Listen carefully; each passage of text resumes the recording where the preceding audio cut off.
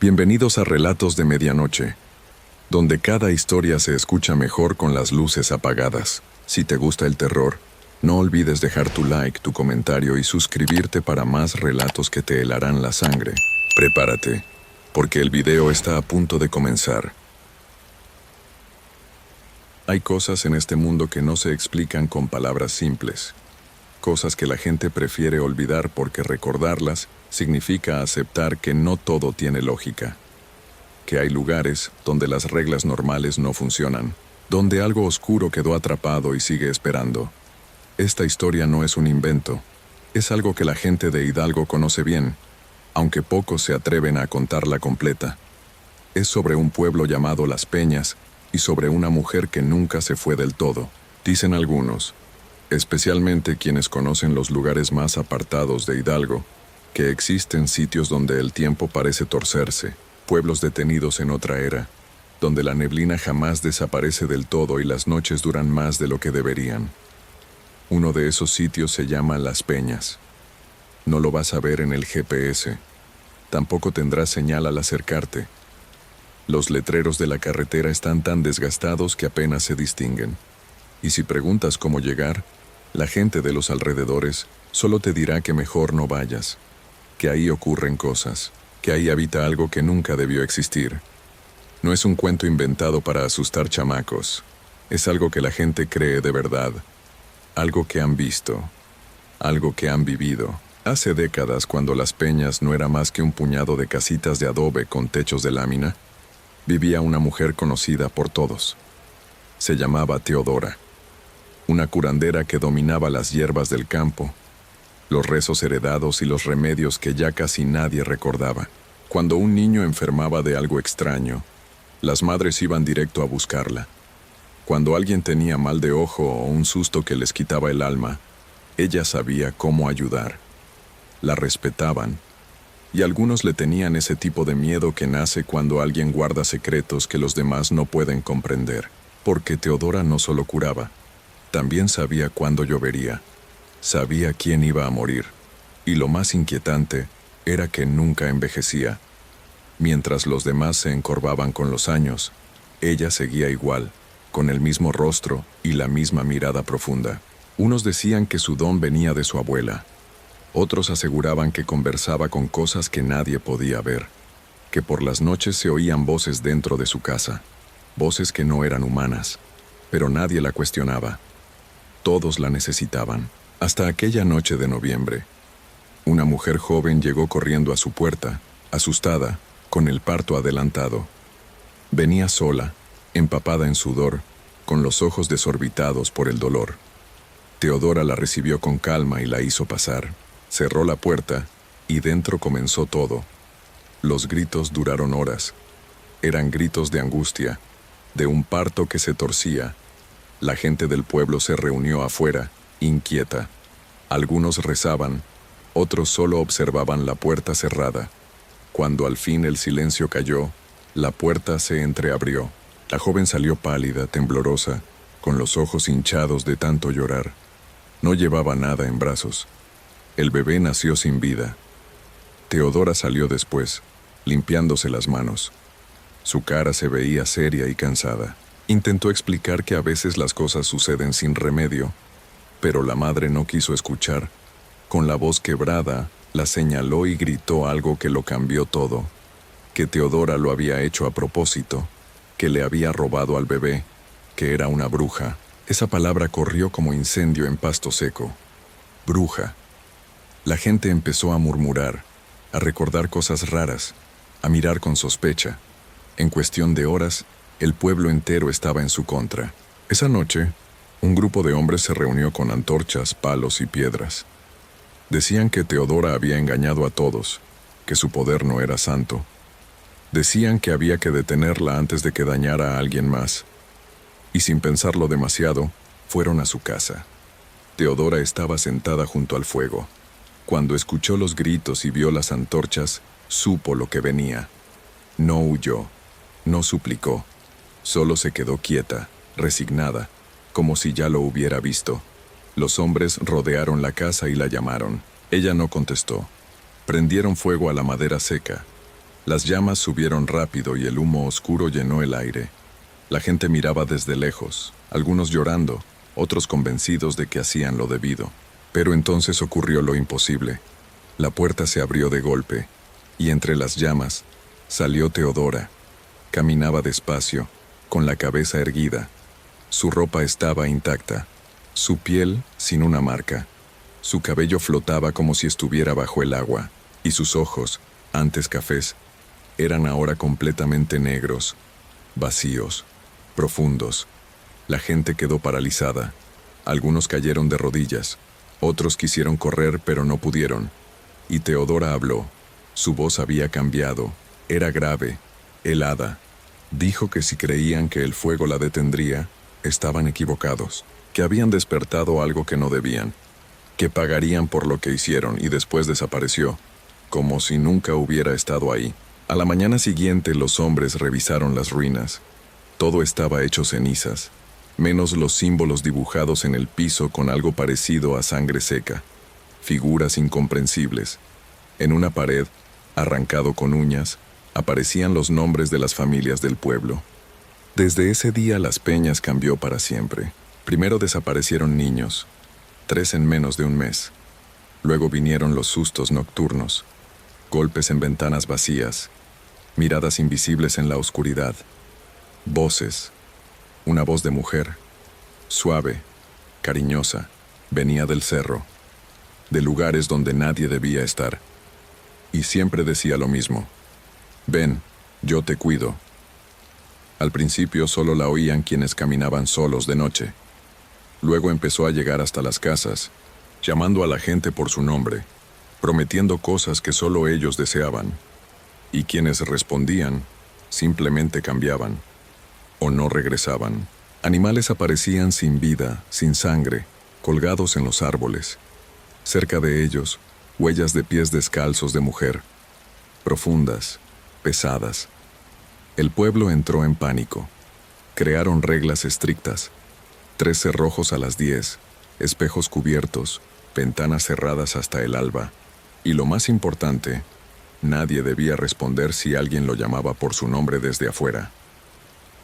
Con los años, Las Peñas quedó casi vacío.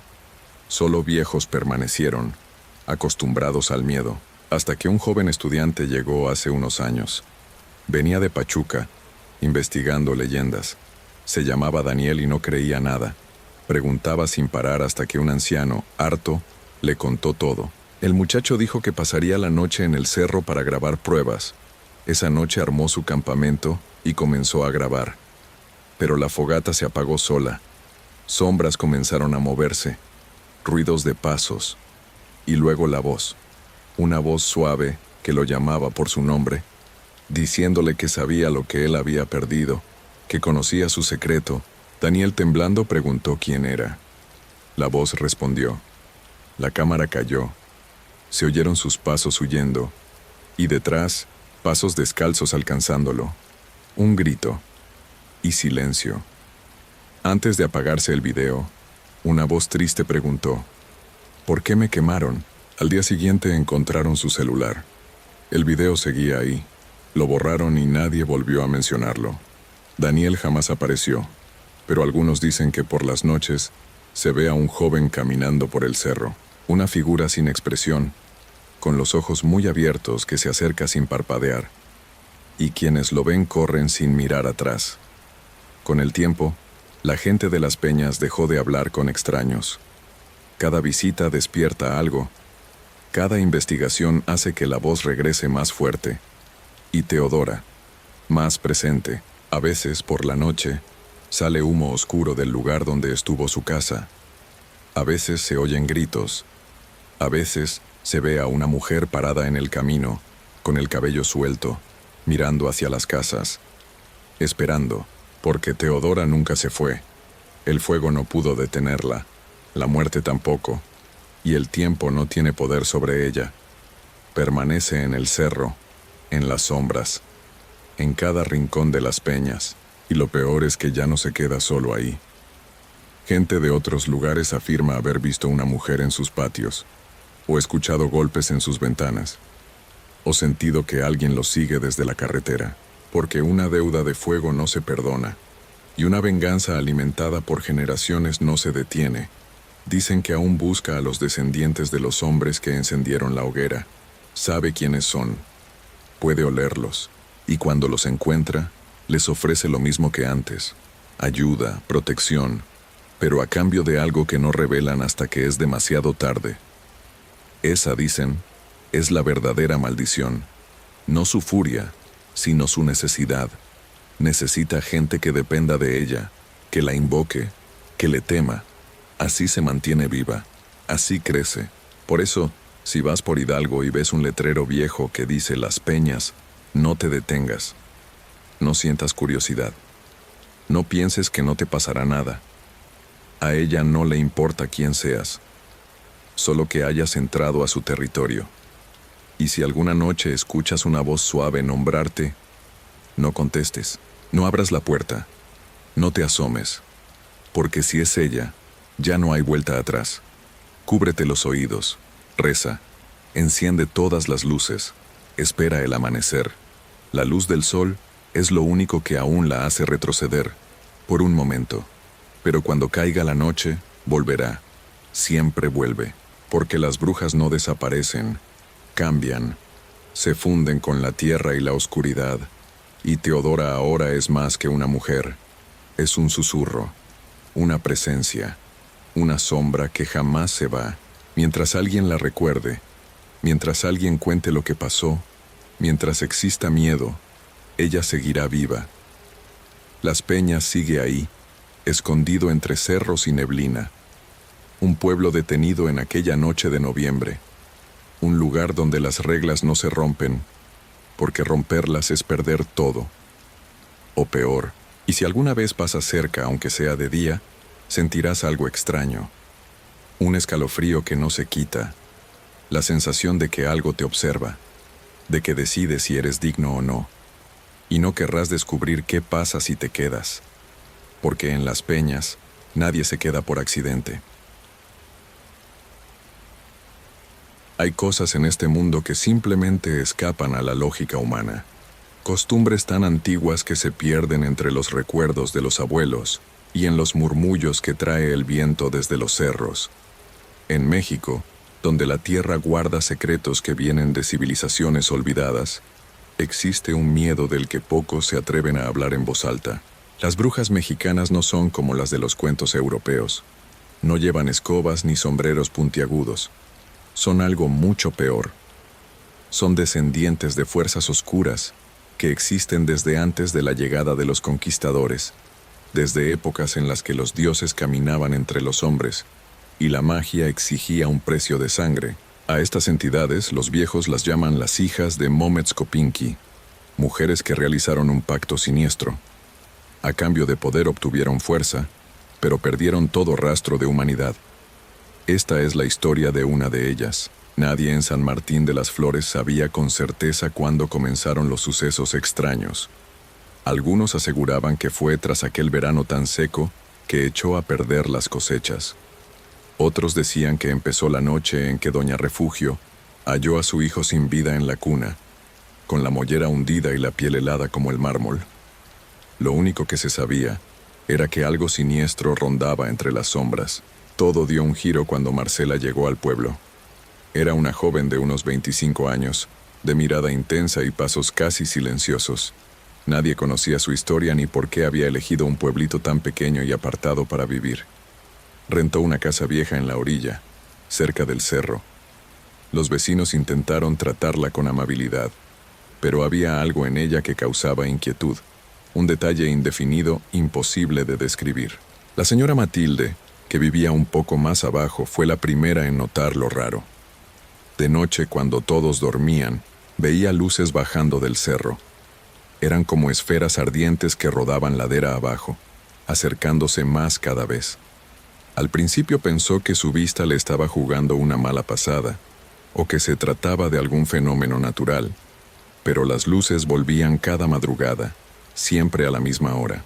Una noche, don Tomás, el más anciano del pueblo, se levantó con sed y salió al patio.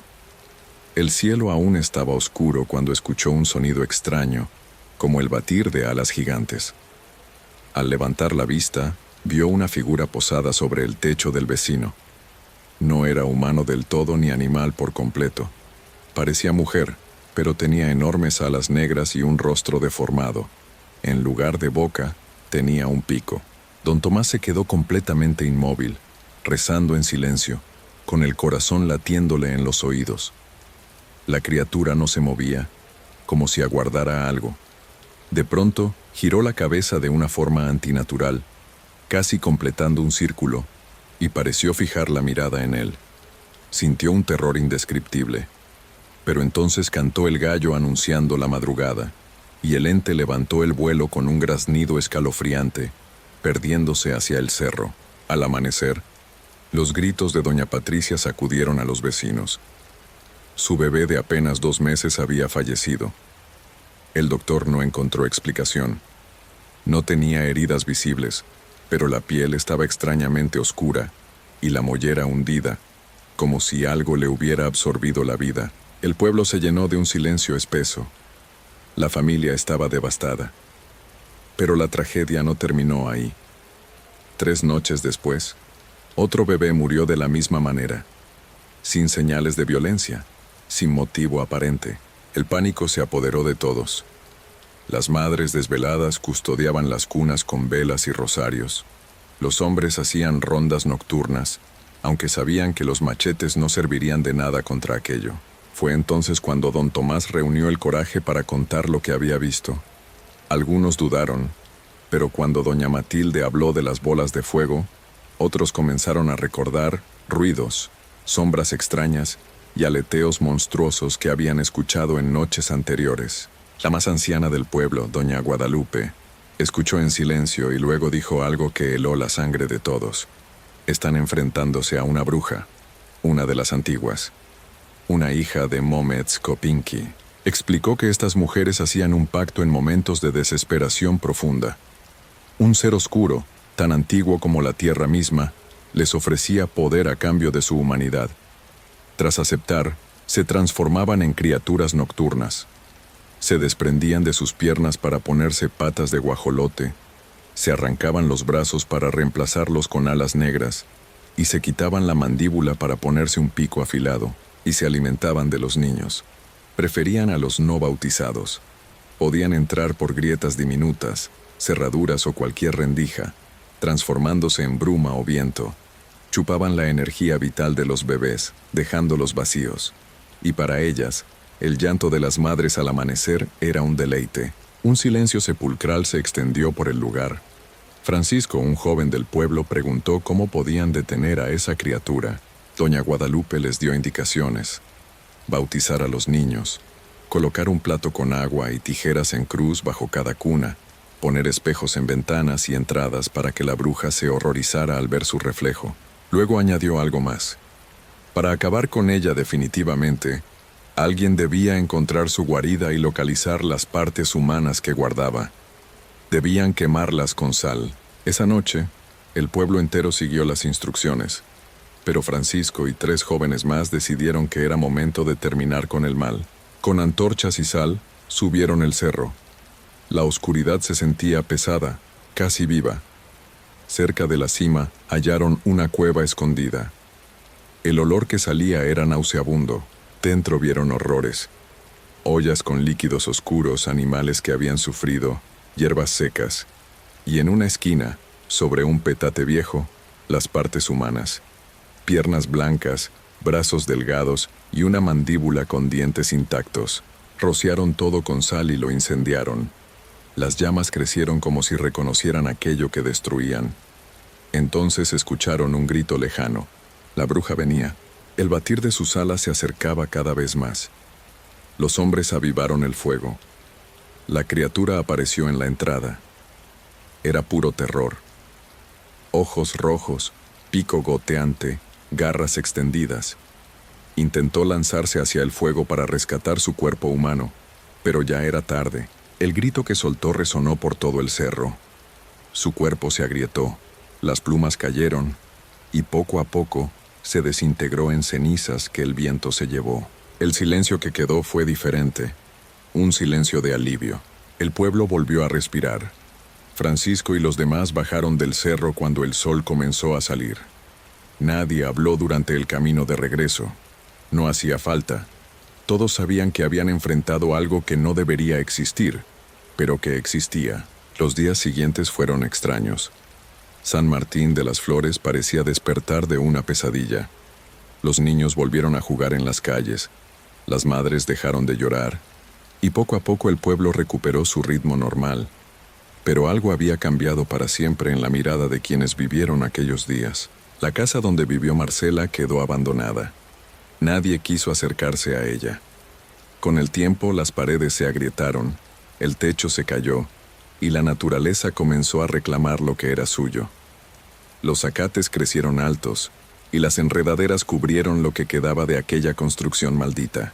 Don Tomás nunca volvió a ser el mismo.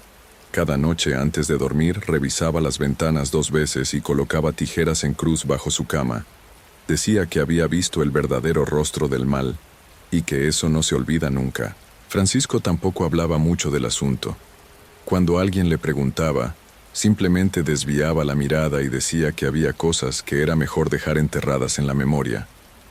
Pero todos notaban que ya no salía de noche sin una razón importante. Doña Guadalupe murió 3 años después tranquila en su cama, rodeada de sus nietos. Antes de partir le susurró algo a su hija mayor. Le dijo que cuidara bien a los pequeños, que nunca dejara que durmieran sin protección y que recordara siempre las viejas costumbres, porque el mal nunca descansa del todo. Las historias sobrevivieron. Se contaban en voz baja durante las noches frías cuando las familias se reunían alrededor del fuego. Los niños escuchaban con los ojos muy abiertos y los adultos asentían en silencio, porque todos sabían una verdad inquietante. Esa bruja no fue la primera, ni será la última. En algún lugar de México, en este preciso momento, podría haber una mujer desesperada, una mujer que ha perdido todo, que no ve salida, que siente que el mundo la ha abandonado, y en su momento más oscuro podría escuchar una voz antigua que le ofrece poder, que le promete fuerza, que le dice que puede cambiar su destino. Y si acepta ese pacto prohibido, otra hija de Mometskopinki nacerá. Otra criatura de la noche comenzará a volar sobre los pueblos, buscando su alimento. Y otras madres llorarán al amanecer sin entender qué le pasó a sus bebés. Por eso, si alguna vez te encuentras en un pueblo pequeño de México y de noche ves una bola de fuego bajando del cerro, si escuchas aleteos extraños sobre tu techo o si sientes que algo te observa desde la oscuridad, si notas que los perros aúllan sin razón o que los gallos cantan a deshoras, recuerda esta historia. Cierra bien las ventanas, coloca tijeras en cruz, pon un espejo cerca de la puerta y si tienes niños pequeños, cuídalos con tu vida, porque lo que le pasó a San Martín de las Flores no es solo una leyenda, es una advertencia, un recordatorio de que hay fuerzas en este mundo que la razón no puede explicar y que la oscuridad siempre está esperando el momento adecuado para regresar. Y protégete.